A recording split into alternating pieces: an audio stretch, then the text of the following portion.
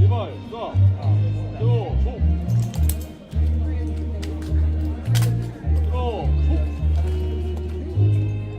들어 속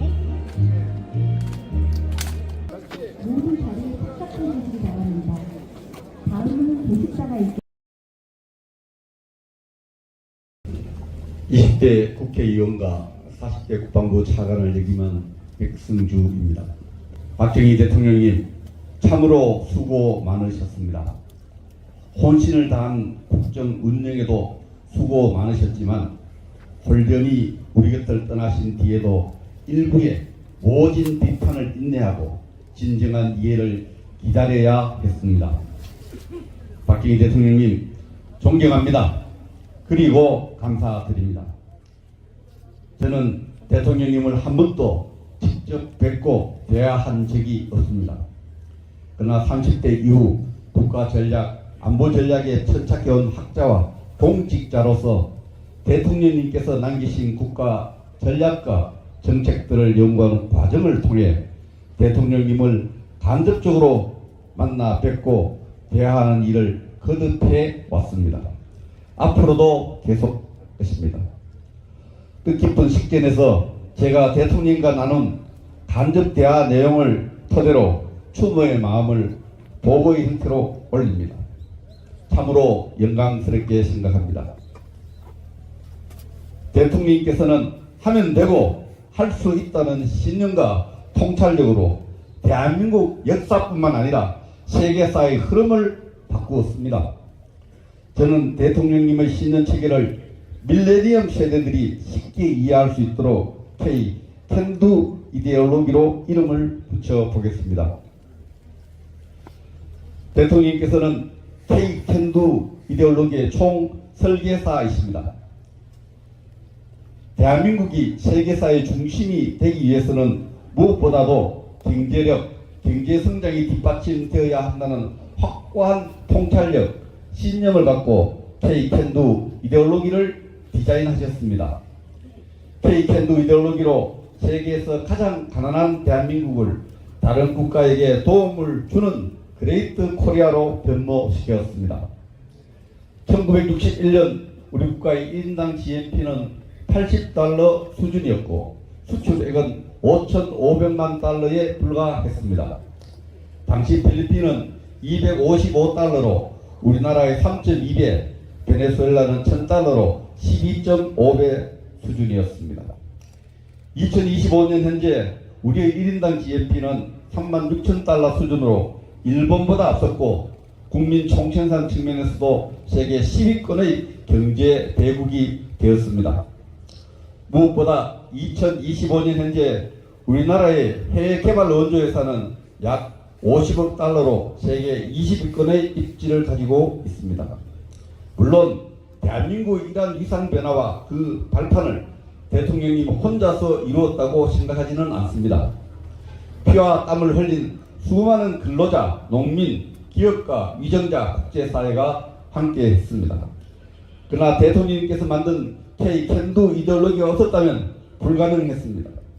오늘날 아프리카와 세계 각지의 후발 개발도상국 지도자들이 대통령님의 국가 경영 철학을 열심히 학습하고 있는 것으로 알고 있습니다.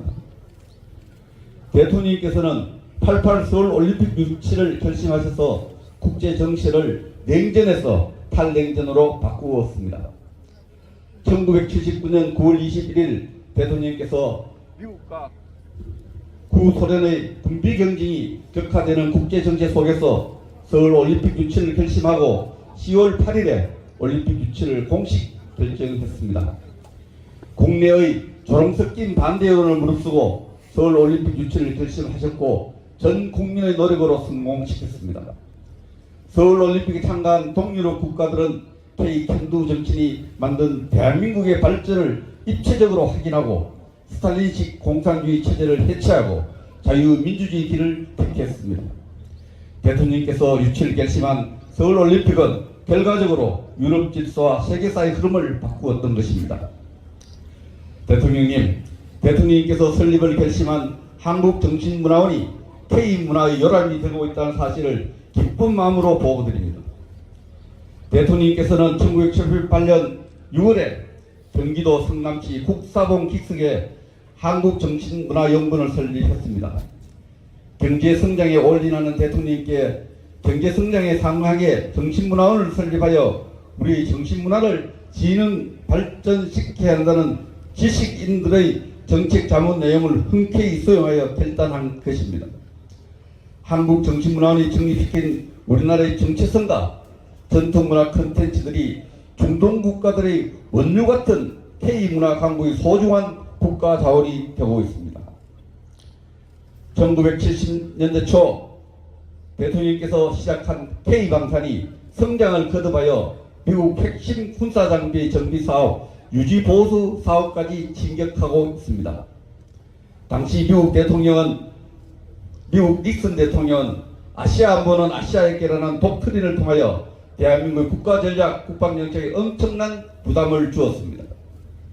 대통령님은 용감하게 자주국방으로 대응했고 1971년 국방과학연구소를 설립하여 개인 학위를 중심으로 무기개발 생산사업 일명 번개사업을 시작했습니다. 그렇게 시작한 K방산이 연간 150억 달러 이상을 수출하는 대한민국이 방산강국으로 성장하는 토대가 되었습니다.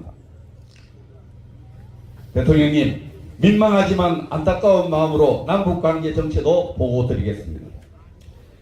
대통령님께서는 성경제 후 통일이라는 정책 우선순위 속에서 1969년 3월 1일 통일부 전신인 국토통일원을 국회의 정책 건의를 바탕으로 출범시켰습니다.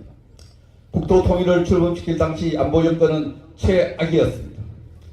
대통령님을 직접 위해하려는 북한 1, 2, 4부대 일명 김신조 부대의 도발이 1968년에 있었고 1968년 1월에는 미국 군함 푸에블로가 북측에 납치되어 북미 간 갈등이 최고조에 달해 있었습니다.